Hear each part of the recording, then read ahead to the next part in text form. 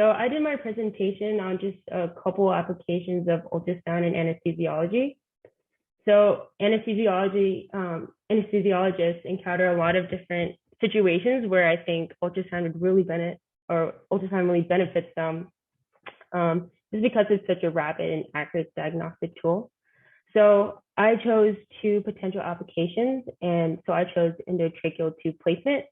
And so ultrasound really aids in the visualization of the pharynx anatomy, so to see if the tube is going in the trachea or the esophagus, and also to see lung sliding, so to see if the patient is properly ventilated.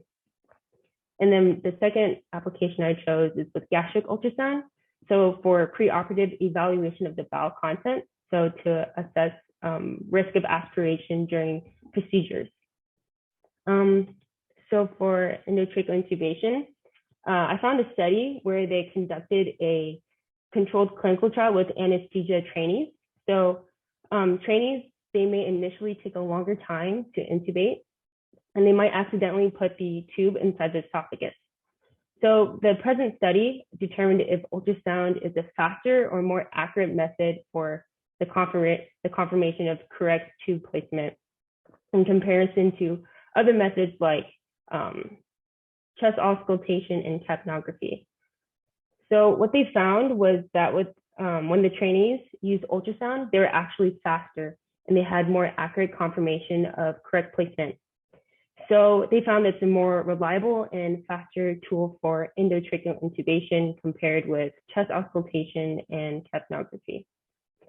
So this can be done in two different methods, and one is a direct method in which the ultrasound probe is placed transversely on the neck at the suprasternal notch during intubation. So basically saying if the tube is going to the trachea or the esophagus.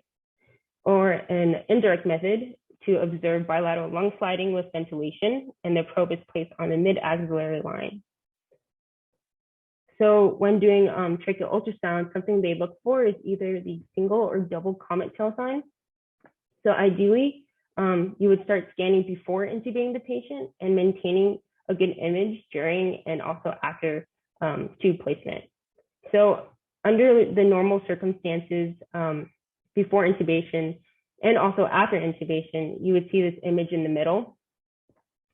So the curved bright image is the anterior aspect of the trachea, and with the posterior shadowing due to the air inside the trachea.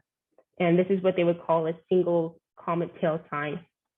So when you insert the tube inside the trachea, you should actually see no difference. So endotracheal intubation looks the same as no intubation. And that's basically because the air prevents you from seeing the tube inside the trachea. So normally the esophagus is collapsed and it doesn't have any air in it, so it wouldn't show up on the ultrasound image. So the only time you would really see it is if you place the tube inside the esophagus instead of the trachea. So the tube is creating kind of like a second airway in the esophagus. So you would see a double comet tail sign as seen in the image on the right. So the left one corresponds to trachea and the right one corresponds to esophagus. And then for the indirect method, so they're looking for lung sliding. So if the lung is properly ventilated, you would see lung sliding on the left image. So this is like the seashore sign. And then if the lung is not properly ventilated, then you would see the absence of lung sliding. So you kind of get this barcode sign. So there are like three possible scenarios. So the first scenario is when both lungs show lung sliding. So you see the seashore sign.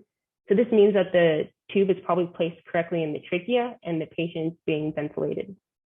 For the second scenario, you only see lung sliding in the right lung, and then the left lung, you see the absence or you see the barcode sign. So the tube is probably placed in the right main stem bronchus, and only one lung is being ventilated.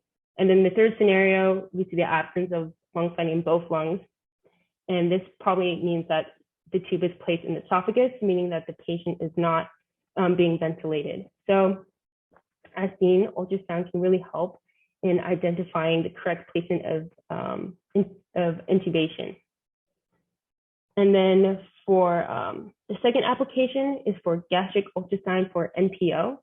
So NPO is short for the Latin phrase that means nothing by mouth. So it's basically the period of time when the patient may not eat or drink anything before a procedure. So relying on patients' report on an accurate time of when they last ate or drank helps anesthesiologists gauge risk of aspiration during procedures that require sedation or anesthesia. But not all patients digest at the same rate, and some may even have like a delayed emptying, and it may be unclear, especially in patients in situations with gastroparesis. So ultrasound really helps determine the state of their stomach more quickly and accurately than history would alone, and so it allows a better job of assessing for risk of aspiration. So they could typically do this in two different positions.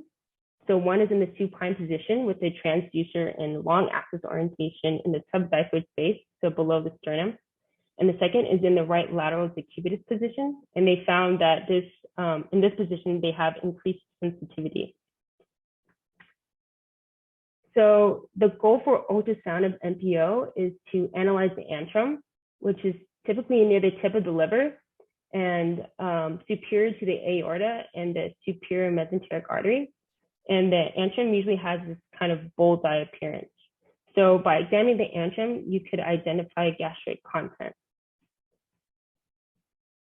So as seen here, an empty stomach would have a collapsed antrum where the anterior and posterior surfaces are kind of touching each other. And then in the right image is after a patient has ingested clear fluid. So the antrum seems kind of distended with some hypoechoic content in it. And if they drank like a carbonated fluid, then you could even see like small gas bubbles. And this kind of gives it an appearance of like a starry sky. And then if the patient just ate food, there are two basic patterns. So the one on the left, if they just ingested solid food, so the antrum looks distended and the walls are thin. And so you can see some hyperechoic material and some shouting from air from when the patient was eating.